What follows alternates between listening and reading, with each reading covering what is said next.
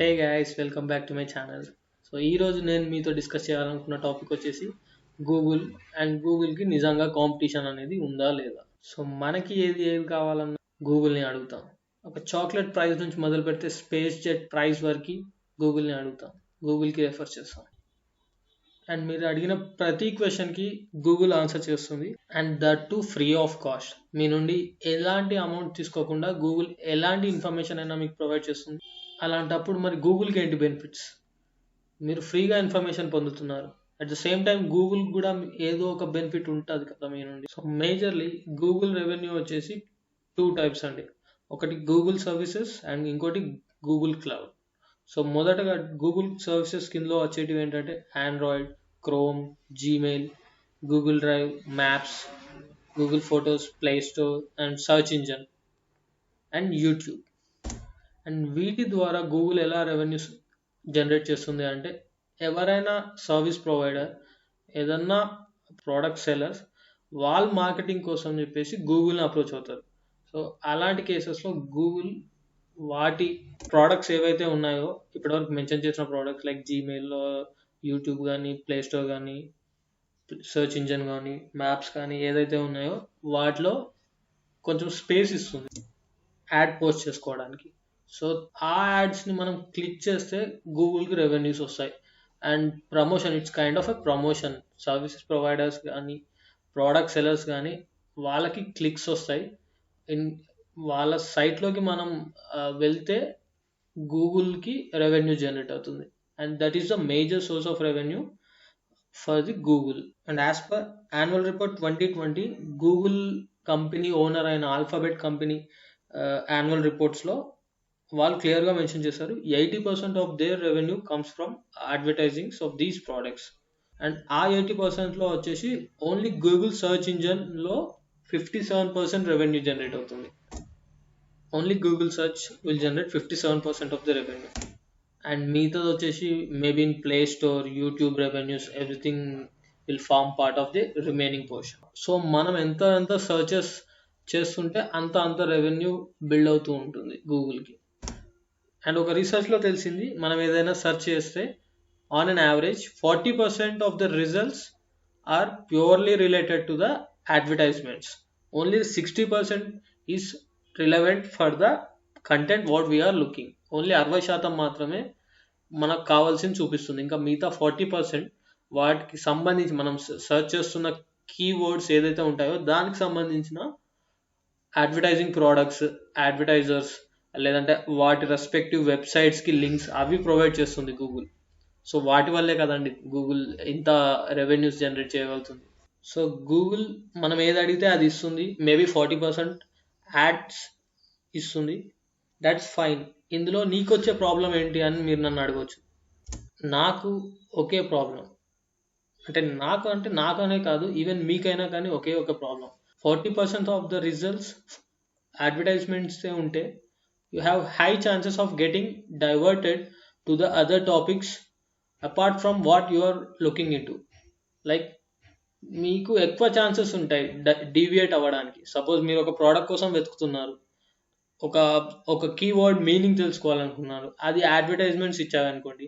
ఆ అడ్వర్టైజ్మెంట్స్, అరే ఈ ప్రోడక్ట్ ఏంటి ఇంత అఫోర్డబుల్గా ఉంది, ఇంత చీప్ ప్రైస్లో ఉంది అని చెప్పేసి అందులోకి వెళ్తారు. సో అది బై చేయడానికి చూస్తారే తప్ప యాక్చువల్ దాని మీనింగ్ ఏంటి, దాని పర్పస్ ఏంటి, అది ఎలా యూస్ చేస్తారు అనేది చెప్పేసి మీరు అంతగా ఇంట్రెస్ట్ చూపించరు. సో అలా డీవియేషన్స్ ఉంటాయి.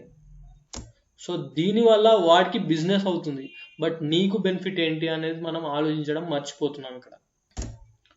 మార్కెటింగ్ చేసుకునే వాడికి బిజినెస్ అవుతుంది, గూగుల్కి కూడా యాడ్ రెవెన్యూస్ వస్తున్నాయి, బట్ నీకు ఇన్ఫర్మేషన్, కావాల్సిన ఇన్ఫర్మేషన్ సరిగ్గా దొరకట్లేదు. 40% అందులోనే వెళ్ళిపోతుంది. లైక్ 60% అది కూడా రెలవెంట్ ఇన్ఫర్మేషన్, అది నువ్వు కరెక్ట్గా యూజ్ చేస్తే మాత్రమే you are getting what you want. అలా కాకుండా ఒకటి దానికోసం సెర్చ్ చేసేసి ఇంకో ప్రోడక్ట్కి వెళ్ళిపోవడం, అట్లా తిరిగి చివరికి ఎట్ పాయింట్ ఇన్ టైం ఎలా అవుతావంటే, అరే నేను ఏం సెర్చ్ చేయడానికి గూగుల్ వచ్చాను అని నీది నువ్వే క్వశ్చన్ చేసుకునే అంతవరకు బ్రౌజ్ చేస్తూ వెళ్తావు నువ్వు. సరే ఓకే, అడ్వర్టైజ్మెంట్స్ని రెఫర్ చేసావు, అందులో ఏదైనా ప్రోడక్ట్ కొన్నావు, దట్స్ ఫైన్. బట్ అందులో ఇంకొక డిసడ్వాంటేజ్ ఏంటంటే you are losing your time, valuable time నువ్వు పోగొట్టుకుంటున్నావు. ఏదో సెర్చ్ చేయడానికి అని చెప్పేసి గూగుల్కి వచ్చావు, బట్ ఇంకేదో సెర్చ్ చేస్తున్నావు. దానికి maybe you are spending half an hour 1 hour of time which goes worthless. ఏమి రాదండి. 1 hour ఏదో సెర్చ్ చేసావు, సంబంధం లేని లింక్స్ ఇచ్చింది, సంబంధం లేని యాడ్, లైక్ సంబంధం లేని ప్రోడక్ట్ నీకు ఇచ్చింది. ఇఫ్ ఇన్ కేస్ అది నీకు యూస్ఫుల్, నువ్వు బై చేయాలి అనుకుంటే దట్స్ ఫైన్. లేదు నీకు సంబంధం లేని టాపిక్ అది చూపించింది, దానిపైన నువ్వు గంటలు గంటలు టైం స్పెండ్ చేసావు అంటే that is you are losing your valuable time. And now ఇప్పుడు గూగుల్కి కాంపిటీటర్స్ ఎవరు ఉన్నారు? మీకు స్క్రీన్లో కనపడుతున్నట్టు first one, the major competitor obviously Yahoo. Yahoo వచ్చేసి 3.08% ఆఫ్ ద మార్కెట్ షేర్ ఉందండి. ఫర్ సపోజ్ ఒక రోజులో ఒక 100 మంది సెర్చ్ చేశారు ఏదైనా ప్రోడక్ట్, వేరియస్ డిఫరెంట్ రిక్వైర్మెంట్స్ పర్పస్లో సెర్చ్ చేశారనుకోండి, అందులో 3.08% యాహూ సెర్చ్ ఇంజన్కి రెఫర్ చేస్తారు. And it is a US based company owned by వెర్జాన్ media. So second competitor వచ్చేసి మైక్రోసాఫ్ట్ బింగ్ అండి, 3.09 owned by Microsoft itself. And the next one is Yandex. Yandex వచ్చేసి Russian based MNC అండి, and it is holding 0.18% of the market share of searches. And fourth one being MSN. MSN which is 0.09. It's almost negligible, which is also owned by Microsoft. And major share వచ్చేసి Google కండి. Almost 100 searches-లో 92.62 search వచ్చేసి గూగుల్లోనే search చేస్తాం మనం. And ఇప్పటివరకు ఈ story ఇలా బాగానే ఉంది. అది అడ్వర్టైజ్మెంట్స్ పబ్లిష్ చేస్తుంది వాటి ప్రోడక్ట్స్లో, మనం వాటిని రెఫర్ చేస్తున్నాం, ప్రోడక్ట్స్ కొంటున్నాం, బిజినెస్ అవుతుంది, గూగుల్కి బిజినెస్ అవుతుంది, వాళ్ళకి యాడ్ రెవెన్యూస్ వస్తున్నాయి, everything is fine. But only concern is you are wasting your valuable time by looking into unnecessary links, unnecessary advertisements you are getting on the Google products. So is there an end to that? దీనికి అంతం అనేది ఉందా? So డెఫినెట్గా ఉందండి. And అంతం అనేది నీవా రూపంలో వస్తుంది మనకి. సో నీవా వచ్చేసి an ad free search engine which is planning to start its business some point maybe in 2020. So unlike Google, this is a subscription driven search engine అండి. సో గూగుల్లో మీరు ఏం పే చేయనక్కర్లేదు ఏదన్నా సెర్చ్ చేయాలంటే, but దీనికి subscription తీసుకోవాలి నీవాకి. So Google ఉండగా మళ్ళీ మనం సబ్స్క్రిప్షన్ డ్రివెన్ సర్చ్ ఇంజన్కి ఎందుకు వెళ్ళడం అంటే, టైం కన్జంప్షన్, టైంని తగ్గించుకోవడానికి, టైం వేస్టేజ్ని తగ్గించుకోవడానికి. అండ్ వాళ్ళు ప్రైజింగ్ వచ్చేసి $5 to $10 ఏ మంత్ అన్నట్టు బేసిక్ ప్లానింగ్ ఉందండి.